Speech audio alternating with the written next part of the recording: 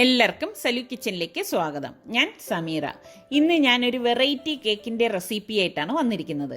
ഇത് നിങ്ങൾ പൂർണ്ണമായിട്ട് കണ്ടിട്ട് ഇതിൽ എന്തെങ്കിലും മാറ്റങ്ങൾ വരുത്തേണ്ടതുണ്ടോ, അതായത് ഇന്നത് ചേർത്താൽ നന്നാവും അല്ലെങ്കിൽ ഇത് ഒഴിവാക്കാമായിരുന്നു എന്നൊക്കെ ഉണ്ടെങ്കിൽ ഒന്ന് നോക്കിയിട്ട് കമൻറ്റ് ചെയ്യണേ. അപ്പോൾ നമ്മളുടെ റെസിപ്പിയിലേക്ക് പോകാം. ഇന്ന് വളരെ ശാന്തമായിട്ടുള്ള ആകാശമാണ്. ഞാൻ ചക്ക വരട്ടിയതാണ് തയ്യാറാക്കാൻ പോകുന്നത്. അപ്പോൾ ദേ എൻ്റെ കയ്യിൽ കുറച്ച് ചക്ക ഞാൻ അതിൻ്റെ കുരുവും ചവണിയൊക്കെ മാറ്റിയത് വെച്ചിട്ടുണ്ടായിരുന്നു. അപ്പോൾ ഇത് ഉണ്ടാക്കിയെടുക്കുക എളുപ്പമാണ്. മിക്സിയുടെ ജാറിലേക്ക് ഈ ചക്കച്ചോള ഇട്ടിട്ട് വെള്ളമില്ലാതെ ഇതൊന്ന് അടിച്ചെടുക്കണം. നല്ലതുപോലെ ഇതുപോലെ ഒന്ന് അരച്ചെടുക്കുകയാണ് വേണ്ടത്. ഇതിനെ ഞാനൊരു പാനിലേക്ക് ഇട്ടിട്ടുണ്ട്. ഇപ്പോൾ 2-3 ബാച്ചായിട്ട് ഞാനിത് അരച്ചെടുത്തിട്ടുണ്ട്. എന്നിട്ട് നമ്മളിപ്പോൾ ഒന്നും ഇതിലേക്ക് ചേർക്കരുത്. ഗ്യാസ് ഓൺ ചെയ്ത് ഇതുപോലെ ഇളക്കിയിരിക്കണം. അതായത് ഈ ചക്കയിലുള്ള ആ ഒരു വെള്ളത്തിൻ്റെ അംശം ഉണ്ടല്ലോ, അത് മാറണം. ആ സമയത്ത് ഞാൻ ഇതിലേക്ക് 2 ടേബിൾ സ്പൂൺ നെയ്യ് ചേർത്ത് കൊടുക്കുകയാണ്. ചേർത്ത് കൊടുത്ത ശേഷം ഇതിലേക്ക് ഞാൻ 1/2 ടേബിൾ സ്പൂണോളം ഏലക്കാപ്പൊടിയും ചേർത്ത് കൊടുക്കും. ഈ സമയത്ത് ഏലക്കാപ്പൊടി ചേർത്ത് കൊടുക്കുന്നതാണ് നല്ലത് കേട്ടോ. എന്നിട്ട് നല്ലതുപോലെ ഇളക്കിയ ശേഷം ഞാനിവിടെ ശർക്കര പാനി കാച്ചി വെച്ചിട്ടുണ്ട്. അപ്പോൾ അത് കട്ടിയുള്ള പാനി ഞാൻ ഏകദേശം 1/2 കപ്പോളം ഇതിലേക്ക് ഒഴിച്ചിട്ട് ഇളക്കിയെടുക്കും. അപ്പോൾ ഇതൊക്കെ ഒരുപാട് ലോങ് പ്രോസസ്സാണ് കേട്ടോ. ഈ വീഡിയോയിലായതുകൊണ്ട് പെട്ടെന്ന് കാണിക്കുന്നതേ ഉള്ളൂ. അതിനുശേഷം ഞാൻ ഇതിലേക്ക് വീണ്ടും 1 ടേബിൾ സ്പൂൺ നെയ്യ് ഇട്ടിട്ട് നന്നായിട്ട് ഇത് മുറുകുന്നത് വരെ ഒന്ന് ഇളക്കിയെടുക്കും. കണ്ടോ, ഇപ്പോൾ ഇതൊരു കറക്റ്റ് പരുവായി കളറൊക്കെ ചേഞ്ചായി വന്നിട്ടുണ്ട്. ഞാനിവിടെ ഗ്യാസ് ഓഫ് ചെയ്തിട്ടുണ്ട്. ഇതാണ് ഈ ചക്ക വരട്ടിയതിൻ്റെ ഒരു പരുവം. അപ്പോൾ ഈ ഒരു കേക്ക് ഉണ്ടാക്കാൻ വേണ്ടി നമുക്ക് വേണ്ടത് ചക്ക വരട്ടിയതാണ്. ഞാനിവിടെ ചക്ക വരട്ടി ഇതുപോലെ കുപ്പിയിലാക്കി ഫ്രിഡ്ജിൽ സൂക്ഷിച്ചിട്ടുണ്ട്. അപ്പോൾ ഇതിൽ നിന്ന് 1/2 കപ്പ് ചക്ക വരട്ടിയത് ഒരു ബൗളിലേക്ക് ഇട്ട് കൊടുക്കാം. ഇതുപോലെ ഞാനിവിടെ ചക്ക വരട്ടിയത് 1/2 കപ്പ് എടുത്തിട്ടുണ്ട്. ശരിക്കും ഇങ്ങനെ തന്നെ കഴിക്കാൻ നല്ല ടേസ്റ്റാണ് കേട്ടോ ഈ ചക്ക വരട്ടിയത്. ഇനി ഇതിലേക്ക് ഞാൻ ഇതേ കപ്പിൽ തന്നെ 1/2 കപ്പ് ശർക്കര പാനി ഒഴിച്ചു കൊടുക്കണം.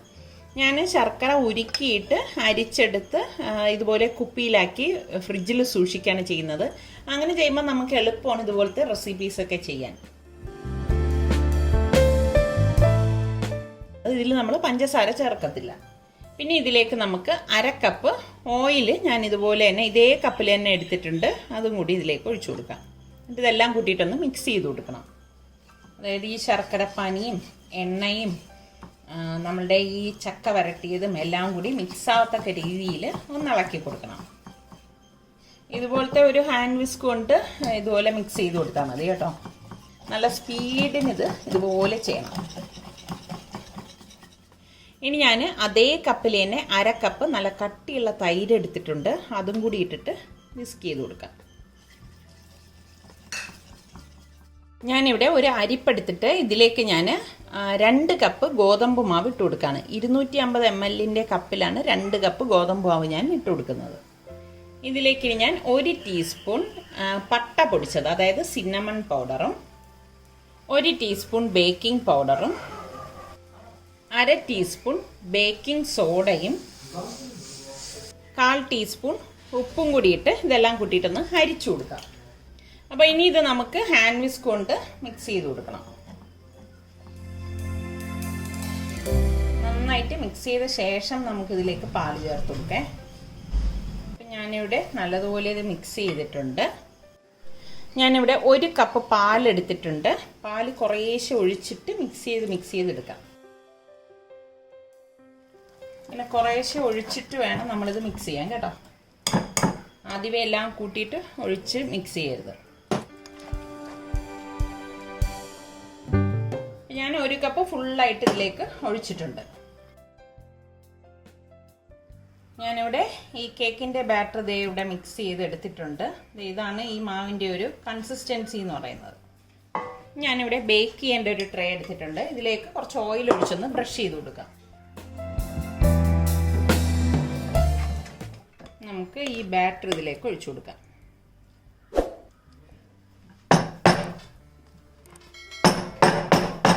ഞാൻ നന്നായിട്ടിത് ടാപ്പ് ചെയ്ത് എടുത്തിട്ടുണ്ട്. ഇനി ഇതിന് മുകളിലേക്ക് ഞാൻ കുറച്ച് നട്ട്സ് ഇട്ട് കൊടുക്കുകയാണ്. അതുപോലെ തന്നെ കുറച്ച് വെള്ള എള്ളും കറുത്ത എള്ളും കൂടി ഞാൻ ഇട്ട് കൊടുക്കുകയാണ്. ഇതൊക്കെ ഒരു ഡിഫറെൻറ്റ് ടേസ്റ്റിന് വേണ്ടി ഞാൻ ചെയ്യുന്നതാണ് കേട്ടോ.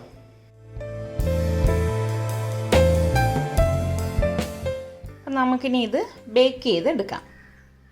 ഇതിപ്പോൾ ഞാൻ ഗ്യാസ് സ്റ്റോപ്പിൽ വെച്ചാണ് ബേക്ക് ചെയ്യാൻ പോണത്. ഞാൻ എപ്പോഴും ചെയ്യുന്ന പോലെ തന്നെ ഉപയോഗിക്കാത്ത ഒരു പാത്രം വെച്ചിട്ട് ഗ്യാസ് ഓൺ ചെയ്തിട്ടുണ്ട്. അകത്തൊരു റിങ്ങും വെച്ചിട്ടുണ്ട് കേട്ടോ. അപ്പോൾ ഇതിപ്പോൾ 5 മിനിറ്റ് ആയിട്ടുണ്ട്. പാത്രം നല്ല ചൂടായി വന്നിട്ടുണ്ട്. നമുക്ക് കാണുമ്പോൾ തന്നെ അറിയാം. ഇനി നമുക്ക് ഈ പാത്രം അടച്ചിട്ട് ഒരു 45-50 മിനിറ്റോളം ലോ ഫ്ലെയിമിൽ വെച്ചിട്ട് ഇതൊന്ന് ബേക്ക് ചെയ്തെടുക്കാം. അപ്പം ഞാനിവിടെ ഗ്ലാസ് ലിഡാണ് വെച്ചിരിക്കുന്നത്. ഗ്ലാസ് ലിഡിൽ ഇതുപോലെ ഒരു ഗ്രാമ്പ് വെച്ച് ഹോൾ അടച്ചിട്ടുണ്ട്. അപ്പം ഹോൾ എപ്പോഴും അടച്ച് വെച്ചിട്ട് വേണം നമ്മൾ ഇതുപോലെ ബേക്ക് ചെയ്തെടുക്കാനുള്ളത്. ഇപ്പം ഞാനിത് ബേക്ക് ചെയ്യാൻ വെച്ചിട്ട് ഒരു 60 മിനിറ്റ് കഴിഞ്ഞിട്ടുണ്ട്. അതായത് 1 മണിക്കൂർ കഴിഞ്ഞു. അപ്പം ഞാൻ ഇനി ഇതിൻ്റെ അടപ്പൊന്ന് മാറ്റി നോക്കുകയാണ്. ഇത് കണ്ടോ, കേക്കൊക്കെ ഇവിടെ നല്ല പൊന്തി വന്നിട്ടുണ്ട്. ഇതേ സൈഡിൽ നിന്നൊക്കെ വിട്ട് വന്നിരിക്കുന്നത് നമുക്ക് കാണാൻ പറ്റും. അപ്പോൾ ഞാൻ ഇനി ഇത് പുറത്തേക്കെടുക്കുകയാണ്. പുറത്തേക്കെടുത്ത് നന്നായിട്ട് തണുത്ത ശേഷം മാത്രമേ ഇത് കട്ട് ചെയ്ത് എടുക്കത്തുള്ളൂ. പുറത്തെടുത്ത് നന്നായിട്ട് തണുത്ത ശേഷമേ നമ്മളിത് കേക്ക് ടിന്നിൽ നിന്ന് വെളിയിലെടുക്കാവൂ കേട്ടോ. അപ്പം നമ്മളുടെ കേക്ക് ഇവിടെ തണുത്തിട്ടുണ്ട്. ഇത് നിങ്ങൾക്ക് കാണുമ്പോൾ തന്നെ അറിയാം കേക്ക് ടിന്നിൽ നിന്ന് വിട്ട് വന്നിരിക്കുന്നത് കേട്ടോ.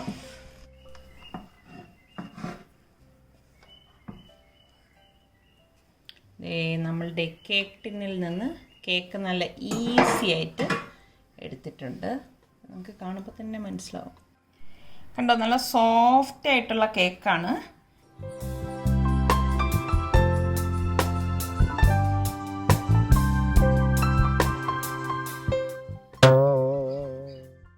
ഇതെന്താണ് ഇത് സംഭവം?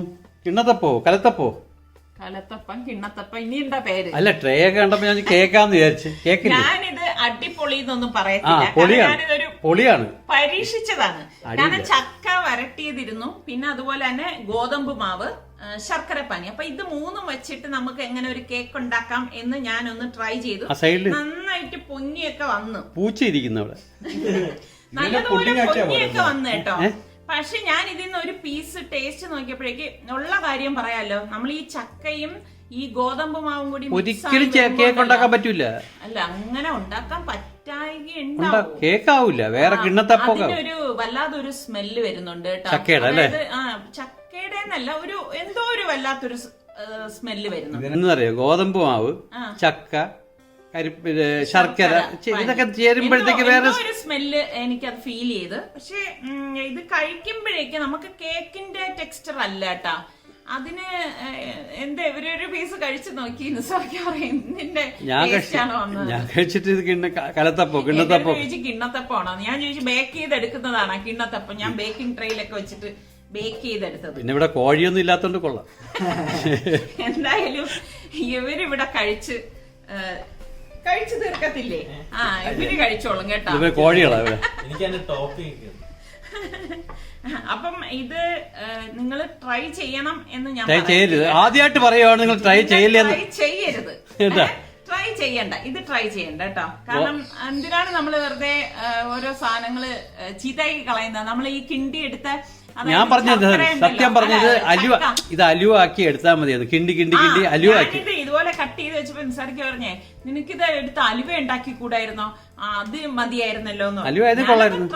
ശർക്കര, കരിപ്പട്ടി അല്ല, ശർക്കര, ഗോതമ്പ്, ചക്ക, ഇത് കറക്റ്റ് കോമ്പിനേഷൻ ഫോർ അലുവ. അപ്പം ഈ പറഞ്ഞ മാതിരി നമ്മൾ സൽമാൻ ഇഷ്ടപ്പെടുമായിരിക്കും. സൽമാൻ ഇതൊക്കെ ടേസ്റ്റ് ചെയ്യുന്ന ആളാണ്.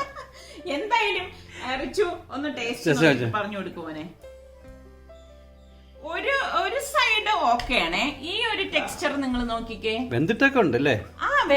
വേവൊക്കെ ചെയ്ത്, കാരണം 1 മണിക്കൂർ ഇരുന്നതല്ലേ. പരീക്ഷണശാല ആയിരിക്കും, നമുക്ക് കഴിച്ച് പറയല്ല. പക്ഷെ ഏതോ ഒരു ഭാഗത്താണ് എന്ന് ഞാൻ പറയില്ല. അപ്പൊ ഞാൻ നിങ്ങളുടെ അടുത്ത് പറയുന്നു, ഇത് നിങ്ങൾ ട്രൈ ചെയ്യണ്ട കേട്ടോ. ഈ ഒരു രീതിയിൽ നിങ്ങൾ ട്രൈ ചെയ്ത് വെറുതെ ഗ്യാസും ഇൻഗ്രീഡിയൻസും ഒന്നും വേസ്റ്റ് ആക്കി കളയണ്ട. അപ്പൊ ഇത്രയും അവര് ആദ്യമേ പറഞ്ഞെങ്കിൽ അവര് ഇത് തുറന്നു നോക്കില്ലായിരുന്നു, വീഡിയോ തുറക്കണ്ടായിരുന്നു. അല്ല, നമ്മൾ എല്ലാ കാര്യങ്ങളും തുറന്ന് പറയണമല്ലോ. അല്ലാതെ നമ്മൾ ഉണ്ടാക്കണതെല്ലാം എടുത്തു വെച്ചിട്ട് നല്ലതെന്ന് ഒരിക്കലും എന്റെ കുക്കിംഗ് ഞാൻ പറയാറില്ല. എന്റേത് ഫ്ലോപ്പ് ആയിട്ടുള്ളതാണെങ്കിൽ ഇത് ഇങ്ങനെ ശരിയായില്ലെങ്കിൽ നമ്മൾ ഇല്ല, ഇത് പറയാം. എന്റെ സജഷൻ ഞാൻ പറയട്ടെ, ഇത് അലുവ ആക്കുക. എങ്ങനെയുണ്ട്? ഇതൊക്കെ കാഷ്നട്ടൊക്കെ മാറ്റിയിട്ട് റീയൂസ് ചെയ്യാം. അപ്പൊ റീയൂസ് ഫുഡ് എന്തെന്ന് ടേസ്റ്റിനൊന്നും കുഴപ്പമില്ല കേട്ടോ. നമ്മളെ കേക്കാണെന്ന് വിചാരിക്കാതിരുന്നാൽ ഒരു പ്രശ്നമില്ല. അപ്പൊ നമുക്ക് സാറേ നമുക്ക് ഇതോടെ വൈൻഡ് അപ്പ് ചെയ്തല്ലേ. അപ്പം അടുത്ത അടിപൊളി വീഡിയോയുടെ കാര്യം മറന്നു. എന്താണ്? അത് സൺസ്റ്റോൺ പ്രൊഡക്ഷനിലെ എന്റെ ഗെയിമിന്റെ ഫുൾ ഡെവലോഗും അതേപോലത്തെ എങ്ങനെയാണ് ഉണ്ടാക്കുന്നത്, എങ്ങനെ ഡൗൺലോഡ് ചെയ്യുന്ന എല്ലാം ചെയ്യുന്ന ഒരു യൂട്യൂബ് ചാനലുണ്ട്. എല്ലാരും സബ്സ്ക്രൈബ് ചെയ്യാൻ മറക്കണ്ട. താഴെ ഡിസ്ക്രിപ്ഷനിലുണ്ട്. എന്റെ വ്യൂവേഴ്സേ ഈ കുക്കിംഗ് ഇഷ്ടപ്പെടുന്നവരാണ്. അവരിങ്ങനെ ഗെയിം താല്പര്യമുള്ളവരുണ്ടാവാം. അപ്പൊ എന്തായാലും താല്പര്യമുള്ള മക്കളുടെ അടുത്ത് പറയുക, നമ്മളുടെ റിസ്വാൻ ഇങ്ങനെ ഒരു ചാനൽ തുടങ്ങി, പ്രോഗ്രാമിംഗ് കോഡിംഗ് എല്ലാം അതിൽ കാണും. അപ്പൊ ഇനി എന്തായാലും നമുക്ക് അടുത്ത നല്ല റെസിപ്പിയുമായി വരുന്നത് വരെ എല്ലാവർക്കും ബൈ.